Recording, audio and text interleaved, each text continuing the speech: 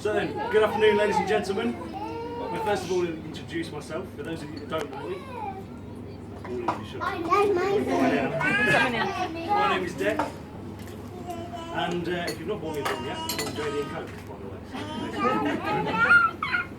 I'm absolutely honoured to be standing here today, and humbled that Simon has asked me to be his best man. There comes a moment in every man's life. Well, much competition with the real. There comes a moment in every man's life when he meets that special someone who really understands him, will take him for who he really is, and will laugh at all his terrible jokes. Now, that came for Simon many years ago when he met me. I've known Simon for the best part of 21 years. Way back when he was just a small, funny, chubby little chap with ginger curls. Honestly, mate, not much has changed. Now, in all honesty, I'm actually a little bit nervous about doing this today. If there's anybody else here who is feeling worried, nervous, or apprehensive, it's probably because you've just married Simon. So now, I want to play a quick game with you all. So I'm going to need you all to stand up for me, please. Everybody, stand up. Yes, stand up. Okay. Anyway, okay, if all the ladies, if you can put your arms above your head, about 6 inches apart. Now ladies, be generous, about 6 inches. And gents, if you can also put your arms above your head, but with your hands together. Okay, great. Just keep like that. Keep like that.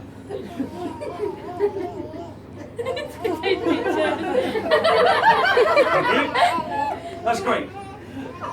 You all look as silly as I feel. So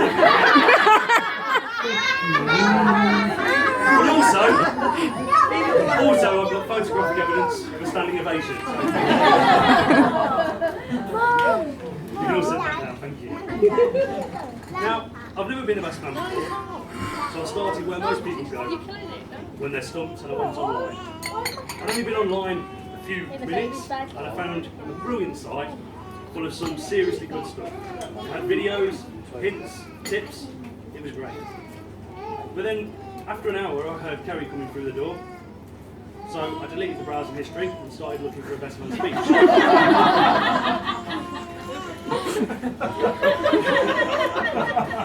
Google really did help me. It provided me. It really did help me. It provided me with a list of do's and don'ts.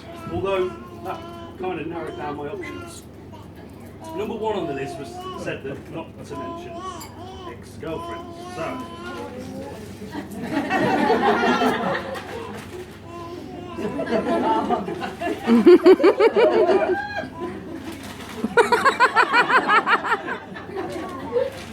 That's that one.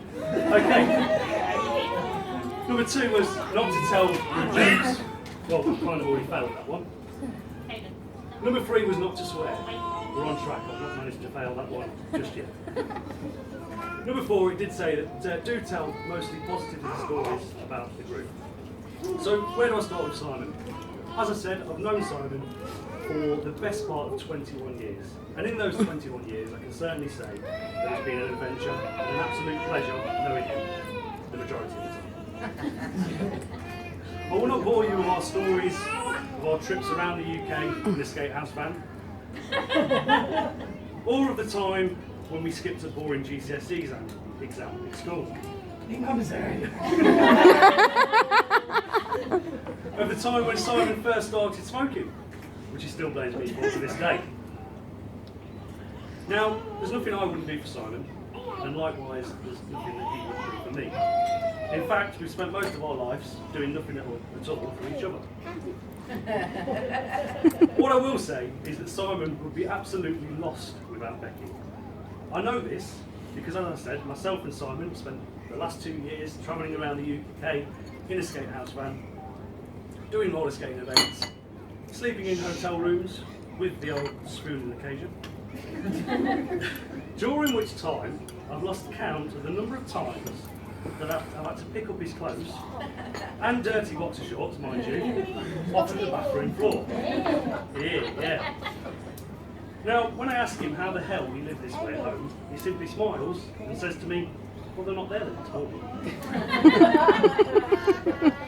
The same can be said when we're ordering food. If Becky's not around, he simply orders exactly the same as I do, and then moans when he doesn't like something that I've ordered. Right then, Becky, I've not forgot you.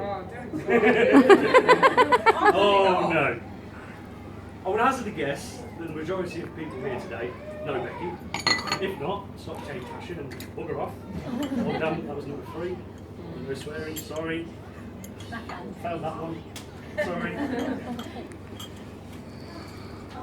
Seriously though, the majority of you here today must have been round to Simon and Becky's house at some point or other and possibly had a cup of tea.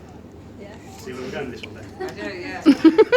What most of you don't know is that Becky is extremely possessive of her sugar. You may well ask for a cup of tea with 2 sugars. Nobody, You get what? I repeat, nobody ever gets 2 sugars. You get what? You get 1. You get what? No, you think you get 1 or 2 or whatever. You get You what? never get 2.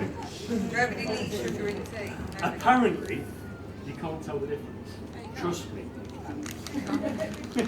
So on that, I have a deal for you. I'm handing over to you my best friend, my spooning partner. All I ask is that when I come round for a cup of tea from now on, that it has 2 sugars. Do we have a deal? Or else I'm taking him home with me. Oh, now you're just making it on. Oh, why? Deal.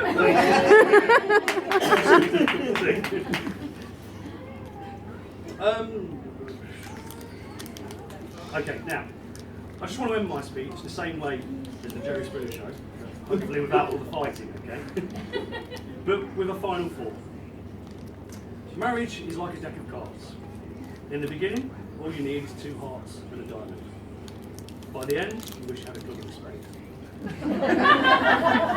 I've got a club and spade.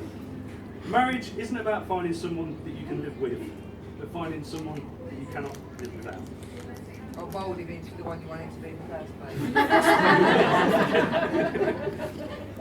And Simon, always remember to tell Becky those 3 important little words.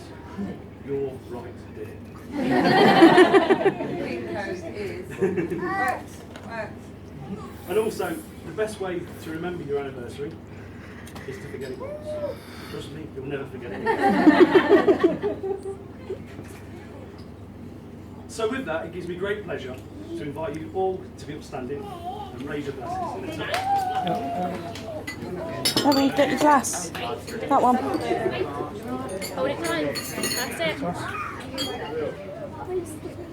Here's to love, Hold it tight. laughter, and happily ever after. May your love be modern enough to survive the times, but old-fashioned enough to last forever. I'm sure you're going to be very happy together, and I think I speak for everybody here when I say I wish you both the very best for the future. To the new Mr. and Mrs. Morris Foster, to Simon and Becky. Simon and Becca. Thank you. You can now. Thank you. And